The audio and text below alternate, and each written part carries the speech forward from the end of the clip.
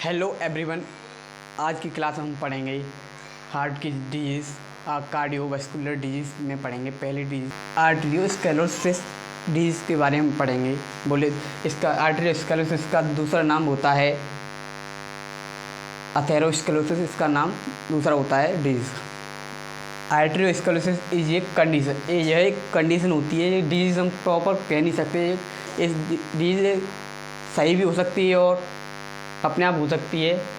It occur due to accumulation of blood component.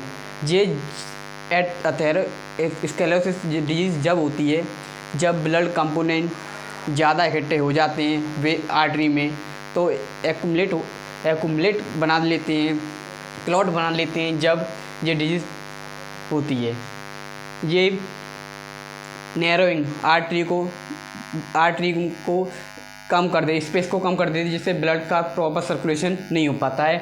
और ये ज़्यादातर होता है कोलेस्ट्रॉल की वजह से और फैट की वजह से होता है। इसके कॉज पढ़ें तो इसके कॉज होते हैं तम्बाकू के प्रोडक्ट, तम्बाकू यूज़ करने से भी हो सकते हैं। ये आर्टेरियोस्क्लेरोसिस डिजीज़ हो सकती है तम्बाकू प्रोडक्ट से, एल्कोहल से, हाइपरटेंशन से, बीपी प्रेशर से, ओबेसिटी से और डायबिटीज़ से।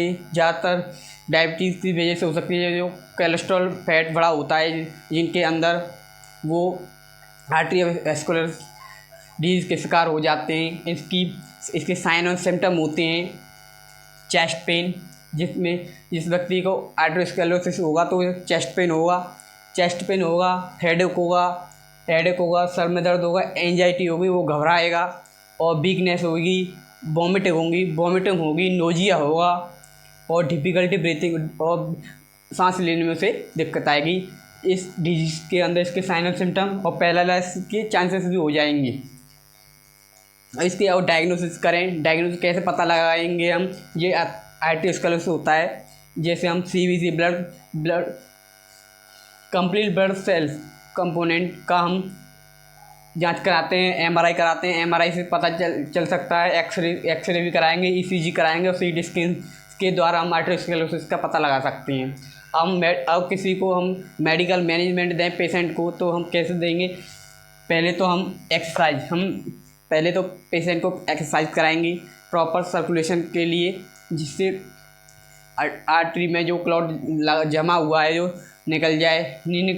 नहीं निकलता तो हम उसे ड्रग्स देते हैं। बीटा ब्लॉकर ड्रग्स दिए जाते हैं और कैल्शियम चैनल ब्लॉकर दिए जाते हैं।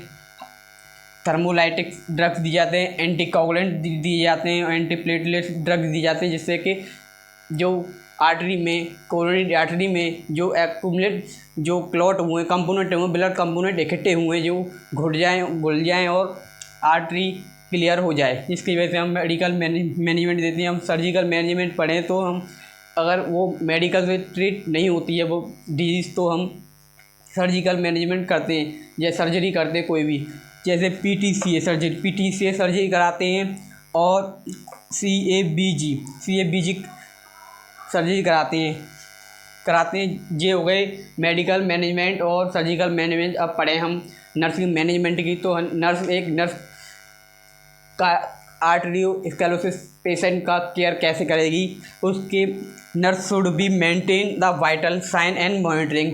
वाइटल साइन नर्स प्रॉपर देखेगी कि उसके वाइटल कैसे हैं, नॉर्मल हैं कि नहीं है, नॉर्मल करके रखेगी और उसकी मॉनिटरिंग करेगी कि ज़्यादा ना हो जाएं, और वो फ्लूइड वो कितना ले रहा है और कितना आउटपुट कर रहा है ये पेशेंट का, और उसे नोट करेगी हर आवर वो करेगी। और कोई भी अगर सर्जरी होगी तो सर्जरी के लिए तैयार करेगी। आर्टेरियोवास्कुलर डिजीज़ में होता है ये सब। आर्टेरियोस्क्लेरोसिस को कहते हैं हम